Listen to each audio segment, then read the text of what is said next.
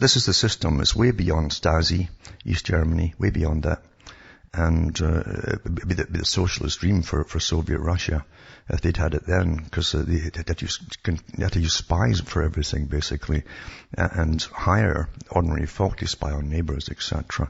So this is to get all your data in one system. And that's a tremendous power to have. Tremendous power, folks.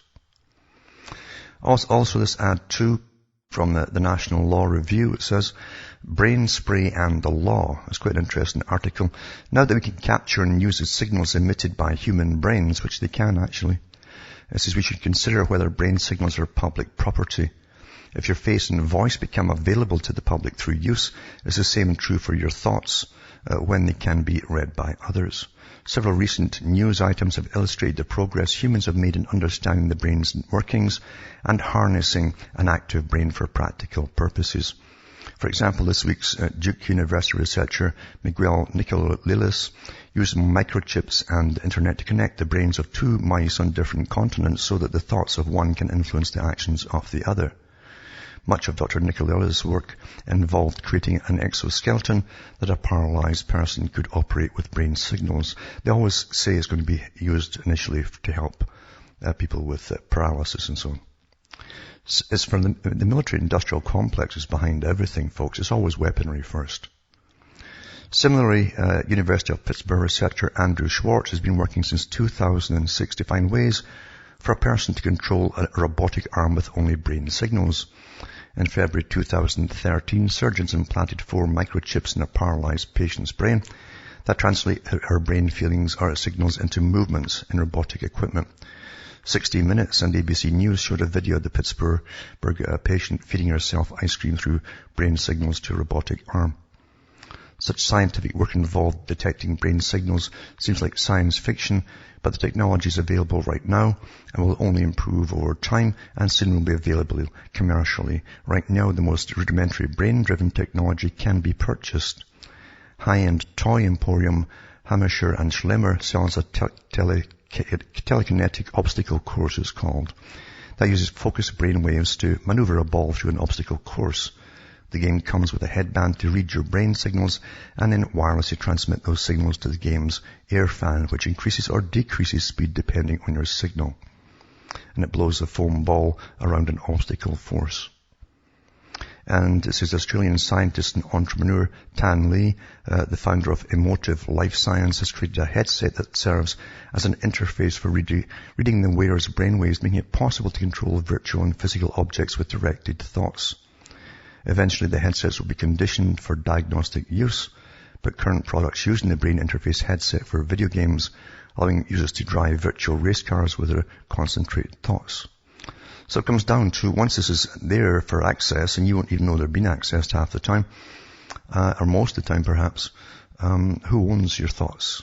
Who owns your thoughts, folks? Think about it. Can you imagine having a patent? You're sitting daydreaming about the patent and the diagrams and so on, and it's stolen from you. You could never prove it. I can see that be one use that will be used right away.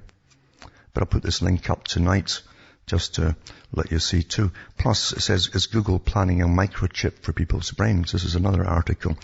The engineering boss at Internet Giant says sci-fi style technology will begin by helping disabled people control wheelchairs. Again, the usual rubbish that remember DARPA was doing it too. DARPA makes weapons to kill folk.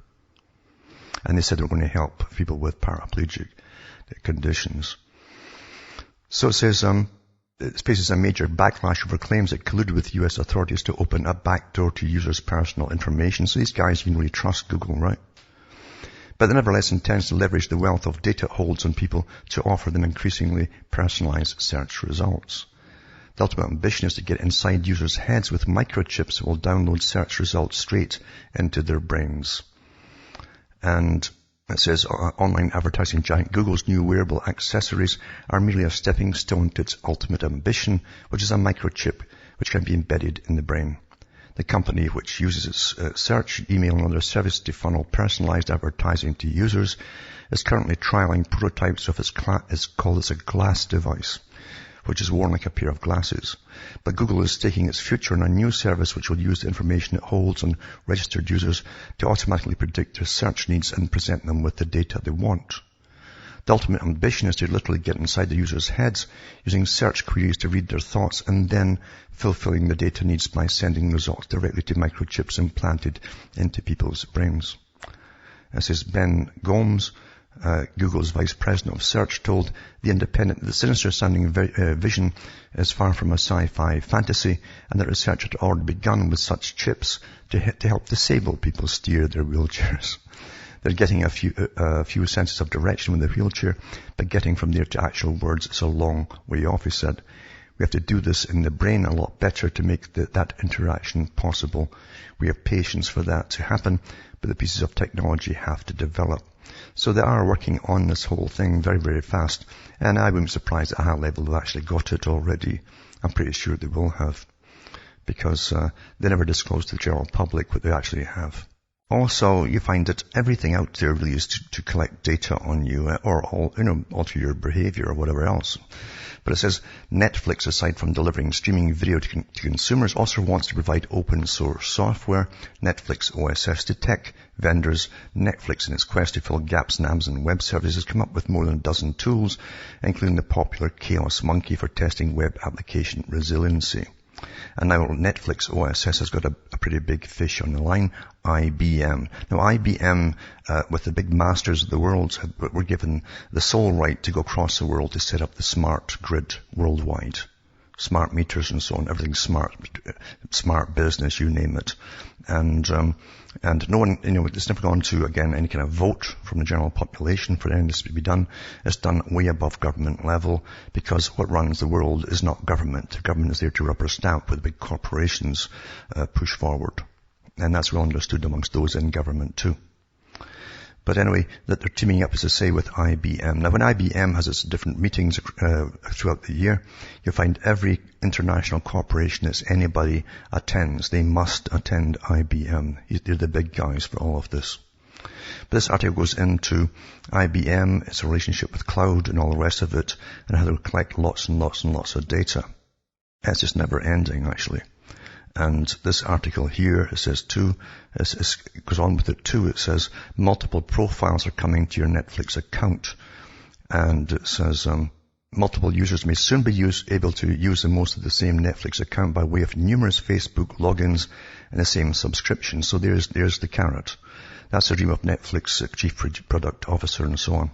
One of the benefits of Netflix is its recommendations engine, which offers supreme personalized genre selections based on how you've rated other films.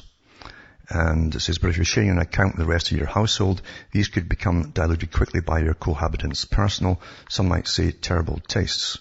But the whole idea is to find out who else is in all this data. And they're going into, I think they're actually making a deal with Facebook as well. So they get all your data about you. It's another personality profiling idea, who your friends are, why they like the same movies, and that helps them tell a lot about the people involved who are watching this kind of stuff, etc., and who their friends are. So it's more collection of data on individuals. And also this article too, it says new microelectrode brain chip detects neuronal activity and unprecedented high resolution. Researchers of the Department of Biosystems Science and Engineering of ETH Zurich were able to measure the speed of neuronal signal conduction along segments of single axons in neuronal cultures by using high-resolution electrical methods. The bioengineers are now searching for plausible explanations for the large conduction speed variations. And to write a little piece of text, it says the brain sends commands to arms and fingers to tap on the keyboard. Neuronal cells with their cable-like extensions, such as axons, transfer this information as electrical impulses that trigger the muscles to move. The axonal signal speed can be up to 100 megabits a second, in myelinated axons along the spinal cord. For a long time, scientists assumed that axonal signal conduction is by and large digital. Either there's a signal or there is no signal. It's 1 or a 0. So this goes into, again, where it's all going to, as they go ahead, rushing ahead, trying to get this brain chip all perfected for everyone to have, you understand. And all you have to get is some celebrity to say, some really popular celebrity in vogue, to say that they've got one and the rest will flood to it. They might even give it snob appeal, platinum model, gold model, down to bronze.